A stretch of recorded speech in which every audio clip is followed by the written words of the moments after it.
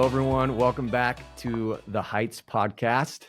Today we have an awesome guest today. We got Jack Wilson. He's a big guy.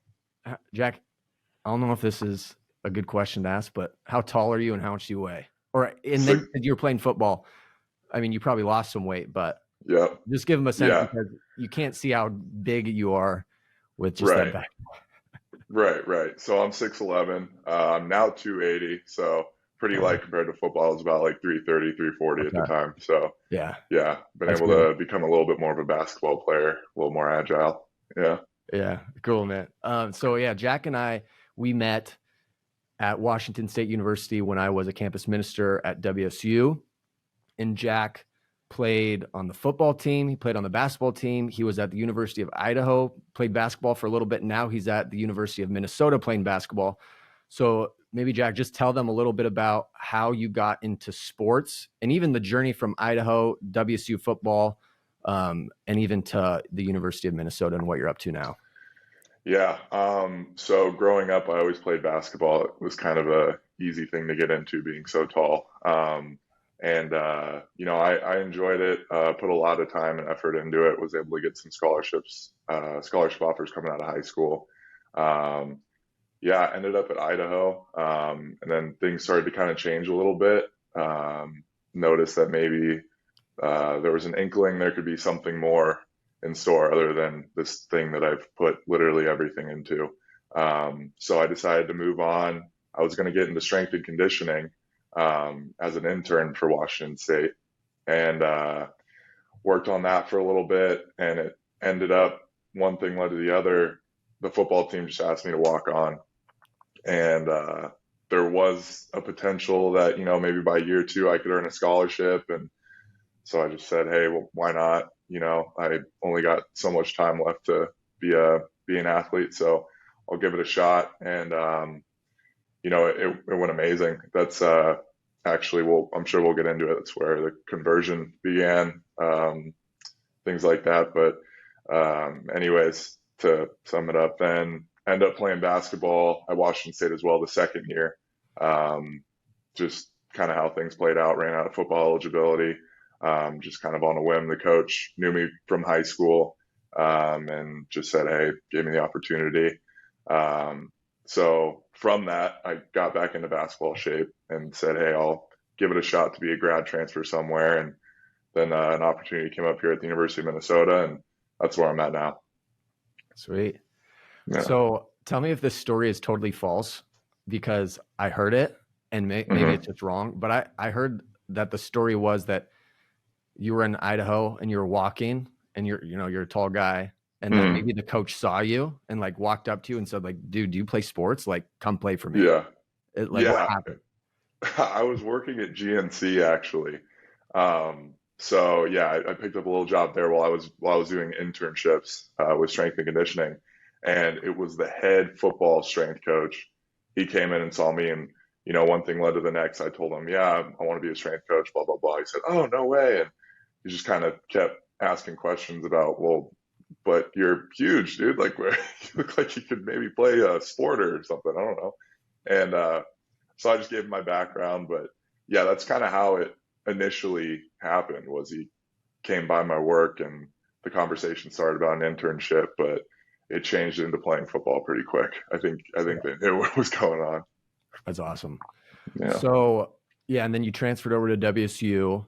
And I was working with the priest there, still is, Father Paul Herrick, and he got involved with the football team and is now the chaplain. And you're friends with Abraham Lucas, Liam Ryan, and some other football guys who would come by St. Thomas More, the Newman Center there. So, and then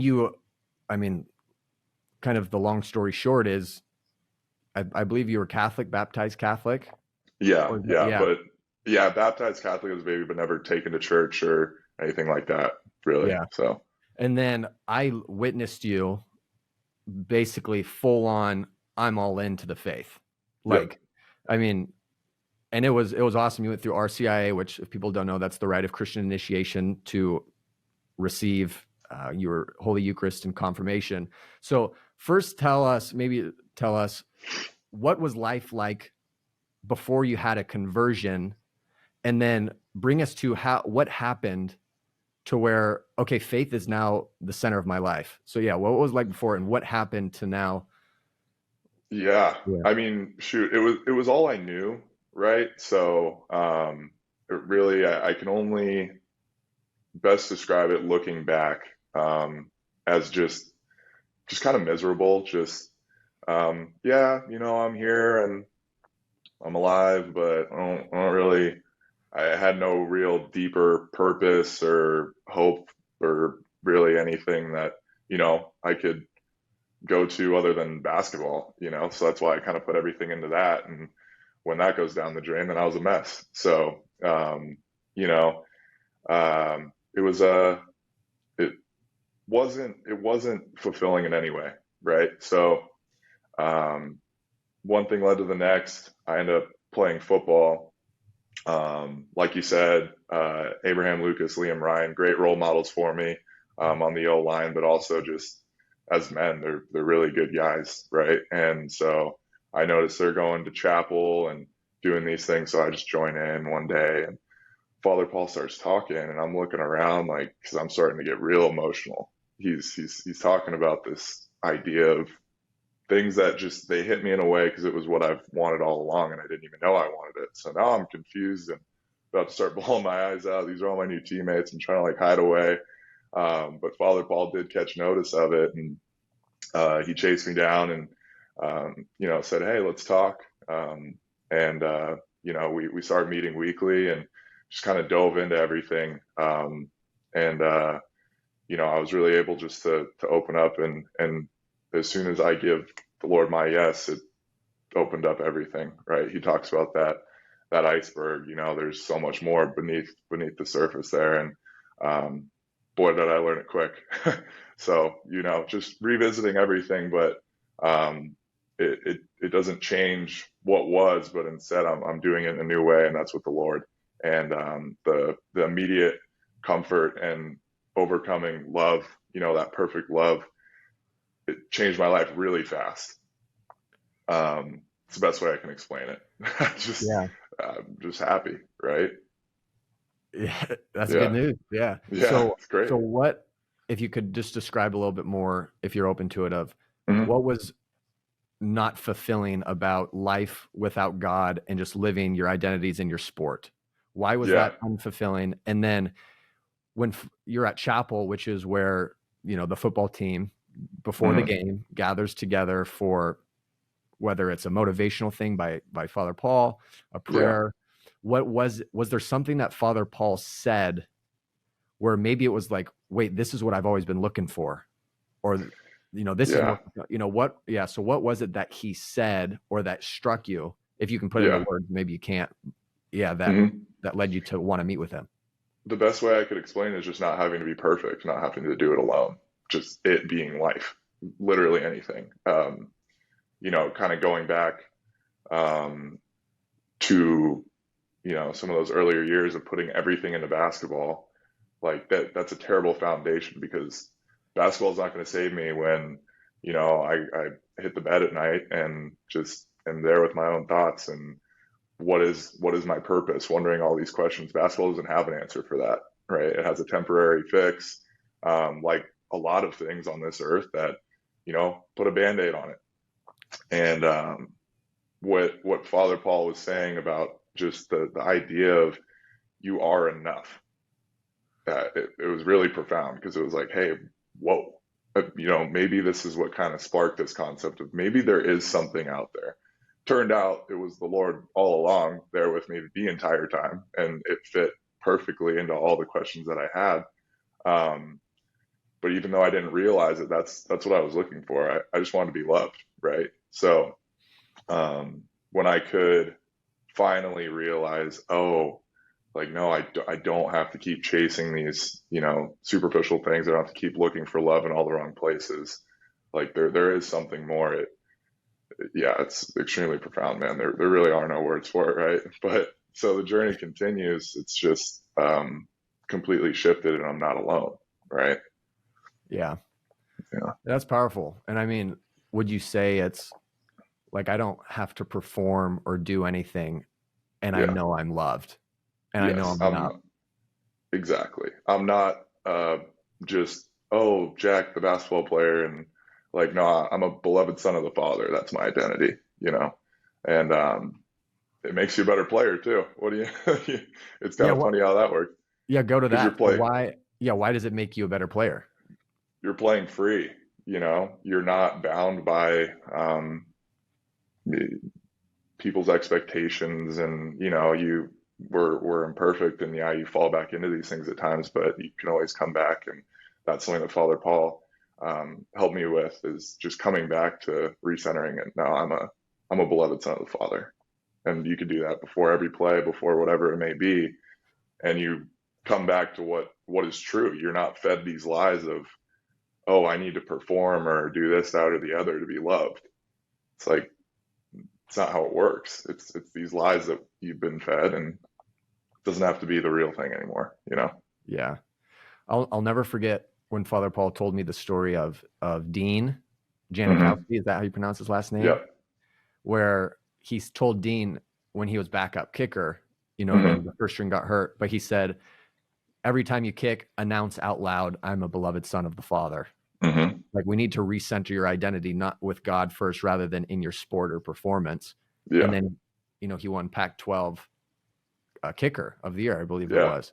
Yes. So that's awesome. So that's so interesting, because what you're saying is, I perform better at sports when I know my Mm-hmm. deepest identity as a beloved son of the Father, which is really outside of my athletics or what I do. So Right. that's powerful. Yeah. Yeah. I mean, it trickles into everything because it's the truth, right? When you're living in that, you can't go wrong. Yeah. Yeah. So my guess so you started to meet with Father Paul Mm-hmm. when he was basically telling, hey, you're enough, you're Mm-hmm. loved, like, Yeah. not what you do, but who you are. What was that? Were you immediately like, you know what? I'm all in. I'm sold. Like, I'm going to be this church guy and religious guy. Or Right. was it like this, like, slow process? And then Mm-hmm. even say your teammates, players around you, were they like supportive of it, or was it hard to, like, oh my gosh, this life I'm going to have to leave behind? Like, was Mm-hmm. it hard? Were people around you supportive? Was it a slow process? Maybe you can just dive into that. Yeah, I mean, it was about as fast as it could be. It was faster, the process of having a just renewed mind and a new heart just through these conversations and giving the Lord my yes. That happened really fast in respects to how deep of a healing was going on, you know? Um, but at first, there's a little bit of hesitation, I would say. It was just more of like a curiosity of, well, what am I really getting myself into? But I never turned away from any of it, and that continued. Yes, I wasn't ever like let down or anything. It only made everything increasingly better. So it wasn't hard to continue following, figuring out, who's this new me that kind of is waiting here. And as far as teammates go, like I said, Abe and Liam and just a lot of that group in general were supportive of doing the right thing, and really understanding that there is a bigger picture to what we were doing. Like, guys, obviously it varies from people making a career out of football to, this is something that's paying for school or whatever. But there was a consistency of being a good guy and doing the right thing. And I think that was encouraging for me because I didn't really have to deal with, denying the pressures as much. I was pretty much lifted up and supported in whatever I was doing, because I think other people did take notice. I was probably just like a happier person. I think it was pretty known that I was starting to go to church, and I was the new guy, and big tattooed up whatever. So I think it was kind of like, oh, like, I wonder what's going on there. And I know Father Paul mentioned some things with some of my teammates, but um, really it became, I think, something that I knew I could lean into 100% when I had a teammate come up to me and he was just asking me about what I was doing and with RCIA and had some curiosity about it. And um, I I just took the time to talk to him and relay the message of, hey, there's more out there. So I would highly encourage you to come along anytime you'd like. And it turned into being able to have a couple more conversations that not only I think by the grace of God, I was able to help him, which is I thought I needed all the help, right? But it's like, this is cool. I have something to offer to help and relay the good news, and that invigorated the whole thing Yeah. beyond what I could have ever expected. So Do you see, I mean, okay, you played at Idaho, WSU, mhm. now Minnesota. In that, do you see a lot of people, athletes in particular, like seeking for their identity? Or Yes. do you see a lot of them like maybe just like unmask Hmm.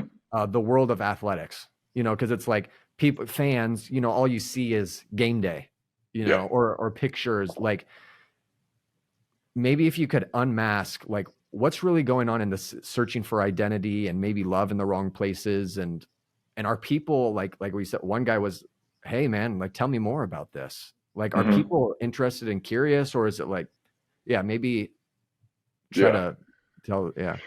Yeah. I mean, there's just so much pressure.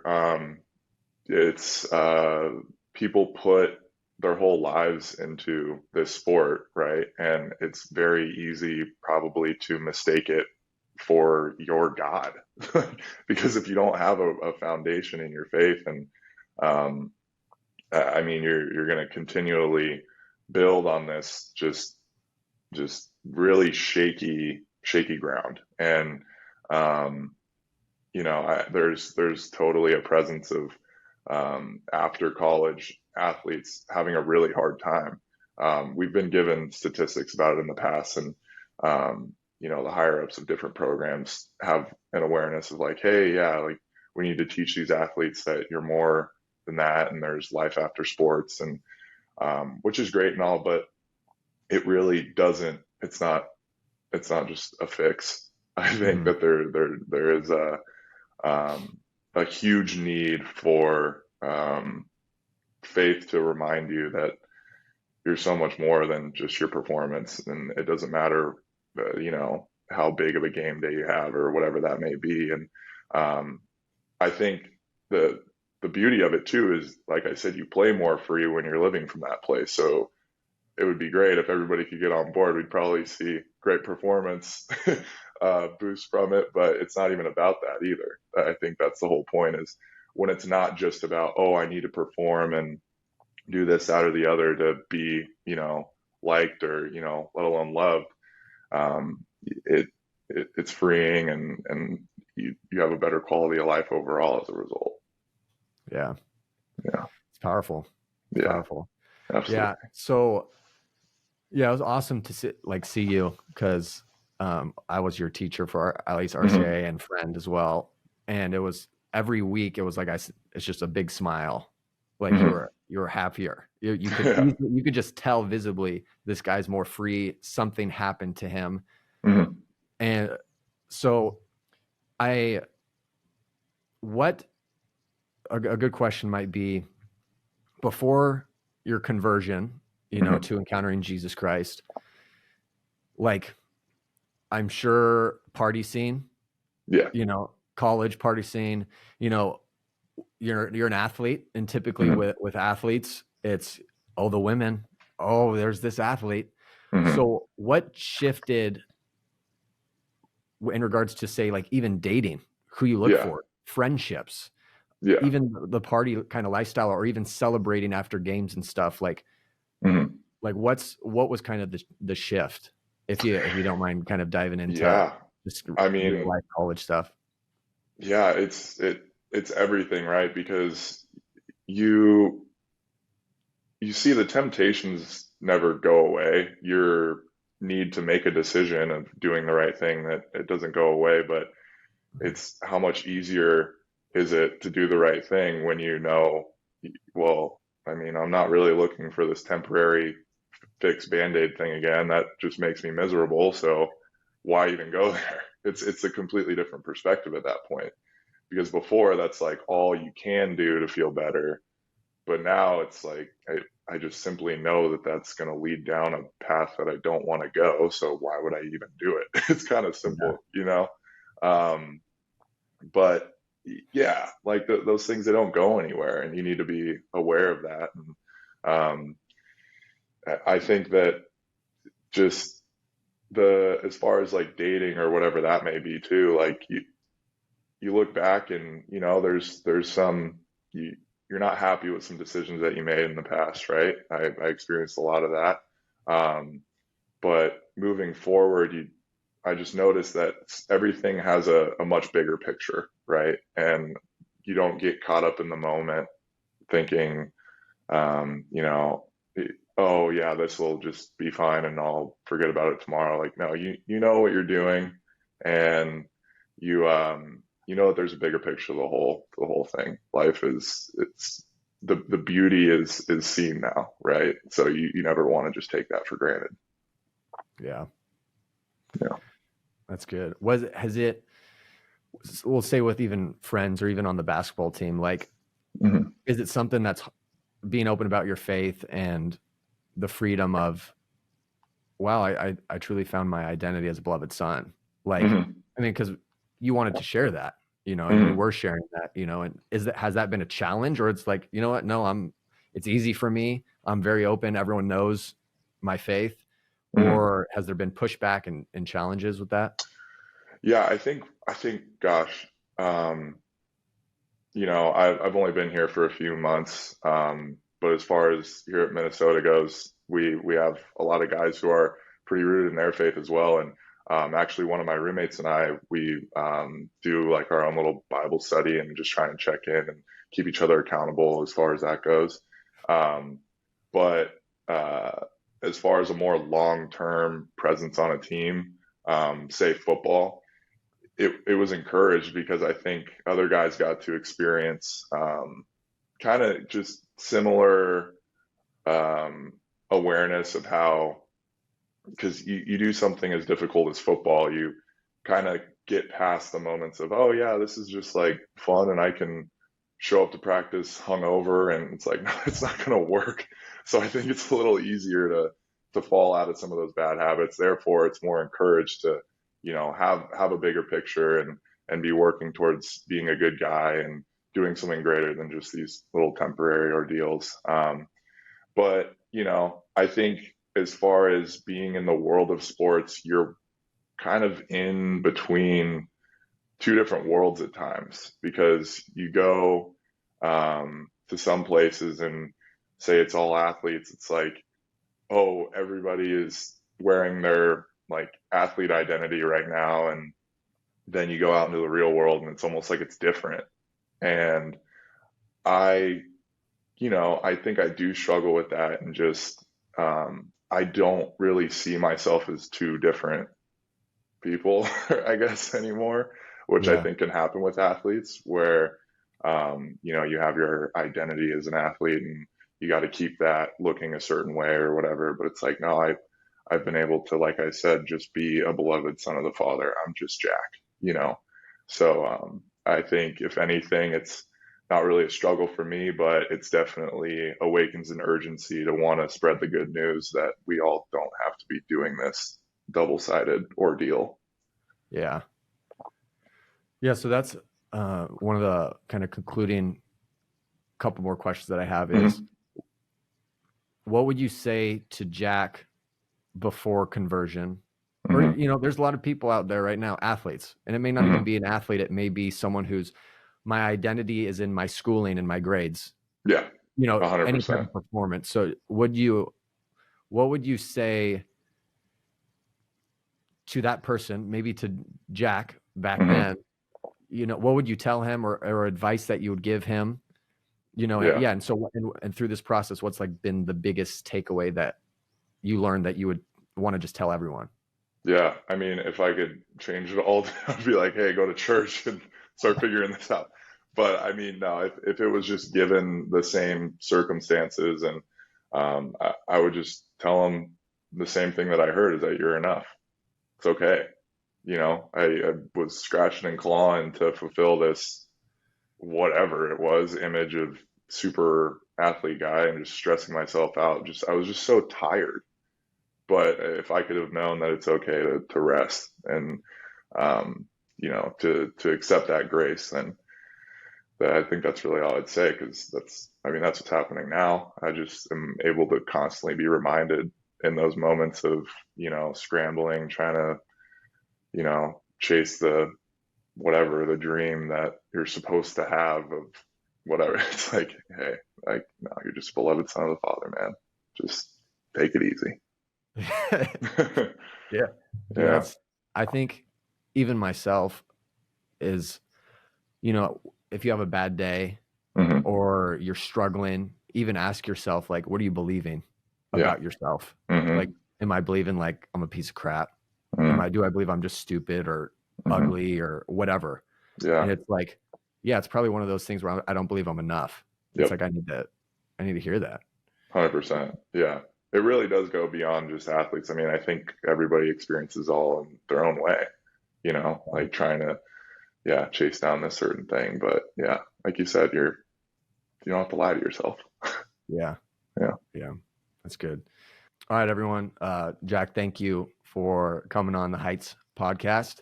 I appreciate your time, and I appreciate you as a friend, as a brother in Christ. So thank you, everyone, for watching and viewing.